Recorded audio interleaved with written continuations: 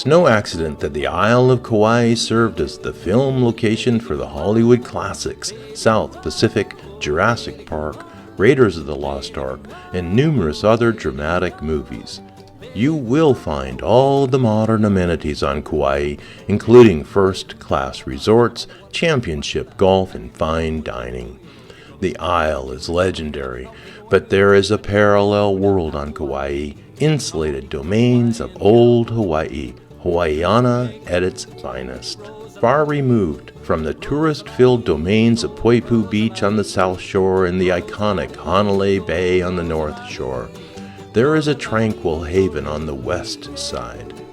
It's called Waimea Plantation Cottages. Set on 27 oceanfront acres, the insular resort is the reincarnation of an authentic sugar cane camp. As the cane industry faded away, the owners of Waimea Plantation decided to renovate the vintage 1920s cane worker cottages and offer vacationers a unique way to experience Kauai. The story of Waimea Plantation goes back to the 1870s, when H.P. Faya arrived fresh from Norway and went to work in the sugarcane industry. I'm your host, travel correspondent Tom Wilmer. Please join us at Waimea Plantation Cottages as we visit with Mike Faya, H.P.'s grandson, as he shares his family's century-long history on the plantation, as well as his personal vision for the creation of the modern incarnation of the plantation as a truly unique and world-class destination in the heart of paradise. Come along and join Mike Faya as he shares his family's history on Kauai's west side, as well as his visionary creation of the Waimea Plantation Cottages.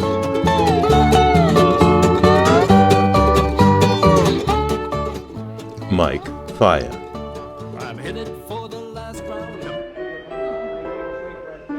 My grandfather, Hans Peter Faya, came from Norway in 1879 to help his uncle, Valdemar Knudsen, who was the Konohiki of the Waimea district, and Konohiki is the king's representative.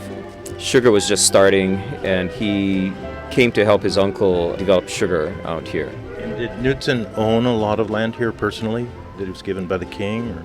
No, he managed the king's land. Eventually, the Knudsen family got some land in the Koloa Poipu area, but that was under other circumstances. My grandfather was, he was a young college-educated guy and came to be an assistant to the owner. Things didn't really work out so good with his uncle, so he started working for other plantations. He worked for the Robinsons next door to us here. Eventually got to Maui, worked for Baldwin's over there, but had one of his cousins killed in a flash flood on Maui and just, I think, never went back to Maui. And he came back to Kauai and wound up getting some royal leases from the king out in the Mana Plains. Basically started clearing the land, developing the land, and growing sugar out there. And this was after the Reciprocity Treaty? This is when it was a real viable thing to do? Yeah, there was a lot of sugar development going on after the Reciprocity Treaty, and I think that's why his uncle Knudsen asked him to come down. And he was bringing a bunch of Norwegians with him. In 1879, they were crossing the United States by train. The discovery of silver in Nevada occurred about the time that they were driving through, and most of the Norwegians wound up staying there instead of coming with him to Hawaii. So he came, instead of with a big group of workers to work in the fields, he came with pretty much himself and I think one other Norwegian. Tell us about the history here of this property. H.P. Faya was successful in his farm at Mana, and there were other foreigners, or Europeans I should say, and a few Hawaiians and some Chinese growing different things on those plains. In 1898, now this is after the overthrow, the people that owned the mill itself formed Keikaha Sugar Company by merging all these little farmers with their mill. And they appointed my grandfather as the first manager. And then he moved from Mana closer to Keikaha and built a home in an area called Poki'i. There in 1898, realizes the American dream. So here this Norwegian comes to the Kingdom of Hawaii, then in the Republic of Hawaii, realizes the American dream of making it rich. As a manager, he was fairly well compensated, and he began buying up shares in the neighboring sugar plantation that was struggling, and that was Waimea Sugar Mill Company. Eventually he gets the whole thing, lock, stock, and barrel, by 1915, and tries to merge it with Kekaha Sugar. And I think he fell in love with the property and put a price a little bit too high for the rest of the owners of Kekaha Sugar, and they never purchased it. So Waimea Sugar was always this little plantation separate from Kekaha. Eventually, in 1945, we closed down our mill here at Waimea and got a milling contract at Kekaha. 1968, we stopped growing sugar independently and leased the land to Kekaha Sugar and basically got out of operations. All we did was lease the land. We did keep all of the land. We didn't sell any of the land. And so it sort of bumped along, and during that period from, say, 1969 till about 1980, the family tried to do different things here and developed some master plans and wanted to do something with the land. In 1981, I was hired to run the place and inherited a subdivision project and the quote-unquote master plan. Along the way, I had met an architect, this guy by the name of Bob Fox out of Honolulu, and we developed a great friendship. He was commissioned to do work in India and Southeast Asia, and there he was converting rubber plantation and coconut plantation structures into hotel facilities or visitor facilities. We hired him to redo our master plan, and in the master plan that he came up with was a thing called a plantation-style hotel. And what he wanted to do is to take our plantation camp, a group of workers' houses, and fix them up, hostel style, rent them out, where you'd rent each little room out. Well, that was a little bit too far off the edge for me. Backstep a little bit. Several years before that, I had some friends in a village nearby here who happened to have a house on the beach, and it's a plantation worker house. We were sitting there one evening, drinking lots of beer and playing music, eating food, and just having a gay old time. And I was noticing that all these different people coming through. We had the plantation workers of every ethnicity that's on the plantation. We had Hawaiians, we had Portuguese, we had some Japanese come through, Filipinos, and haole friends, the Caucasian visitors that these people had befriended. This was just nothing special, it was just a sort of this impromptu get-together. It was a great mix of people, and I said, this is the real Hawaii. We could see the moon was shining, and from his front yard, I could look across the ocean and see our Waimea property. And I was saying, man, this is it. This is the real Hawaii, or at least the Hawaii of today that was familiar with me. And myself, having grown up on a plantation, I was able to experience this multicultural upbringing. So here we had this embryo of a plantation-style hotel. Didn't know what the heck it was really going to look like. The board of directors of our family company considered the master plan and approved it. 2 weeks after that, we were hit by Hurricane Eva, and it kind of wiped us out. When communications got back up, I was able to contact the members of the board of directors and said, hey, shall we make this plantation-style hotel thing go? Since everything's all busted up, we said, let's see if we can make it go. Backstep again. The summer before the hurricane hit, we had started vacation rentals of one of our guest houses here in Waimea and our summer beach home at Hanalei, and it was an instant success. Booked like solid from the very beginning. So this was in 1982. Because of that, the board of directors was encouraged to go ahead with this.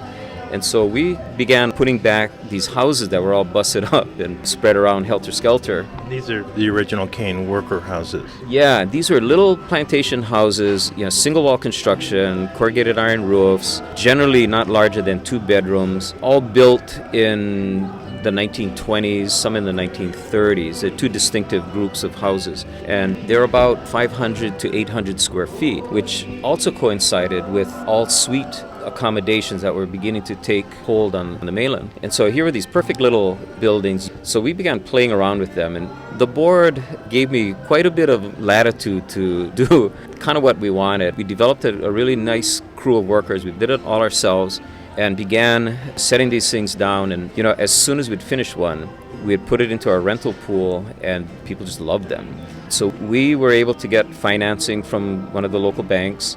We adjusted the master plan and did this layout, again with Bob Fox. Just started building them. At some point, this old house heard about you. Yeah, at some point along the line, Norm Abrams, I received a call from him and I said, it's about time. So he came down and filmed it, and you can see that once in a while. I think it's This Old House Classic or something. That was sort of interesting because when they first played that thing on the air, we began receiving calls from friends on the East Coast. As they played it later at that time slot across the country, then we'd get calls from the Midwest and then the West Coast. So it was a really nice exposure for us. It was a great show. Tell us how it all came together as Waimea Plantation Cottages. Was it around 89 or so that it was completed? Yeah, the Kauai County finally began realizing what was happening down here. Told me, Mike, you got to do a master plan for us and get this thing all correctly permitted. Prior to that, we were just sort of fixing up houses that were on the property, and so those were all obviously grandfathered in. Coincidentally, about the same time, Kekaha Sugar that I spoke about earlier was getting out of the housing, and they had lots of surplus houses. We were able to acquire any of those houses that I wanted. So we went to Kekaha Sugar and started bringing houses to our property over here. That's when the county said, hey, you gotta come together with something. So we did the layout in, I think it was 1986 was our use permit, and they allowed us to do this. They allowed us to put a restaurant on here. We were able to construct a pool and keep on growing it. We have currently about 50 cottages. I imagine this place is great with families as well as corporate retreats and people coming back again and again. Yeah, let me start with the returnees. Returnees are a very important part of our business, and they love it here. We listen to them. When we were building it, we were making adjustments to the floor plans and based on suggestions of our guests. So that was always fun. For families, it's really great because you can drive your car right up to the house with expansive yards. It's a very safe grounds. Families love it. It's great. One of the most touching things about being here is you and your family and the management extending Waimea Plantation Cottages to the community. And in the background, I hear some singing. And these are not hotel guests, right? These are people from the community. Yeah, these are our kupuna, our elder people.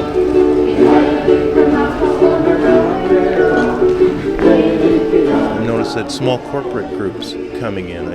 Yeah, out beyond us is the Pacific Missile Range facility that attracts a lot of the aerospace business, and those guys come in small groups. We often house them here, and they can use our meeting facilities, set them up with meals and an air-conditioned room and that sort of thing.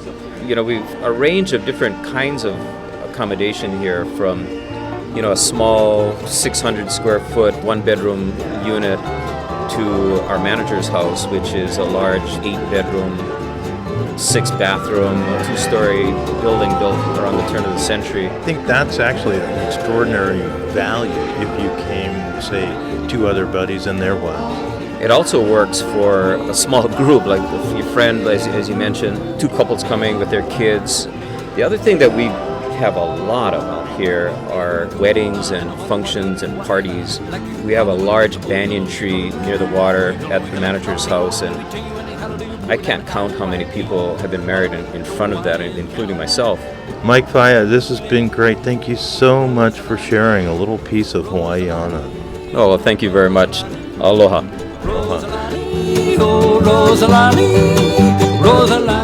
I'm your host, travel correspondent Tom Wilmer, reporting for Audiolog, the travel show, airing over these NPR affiliates for 20 years, reporting for KCBX Public Radio serving San Luis Obispo, KSBX serving Santa Barbara County, and KNBX serving southern Monterey County.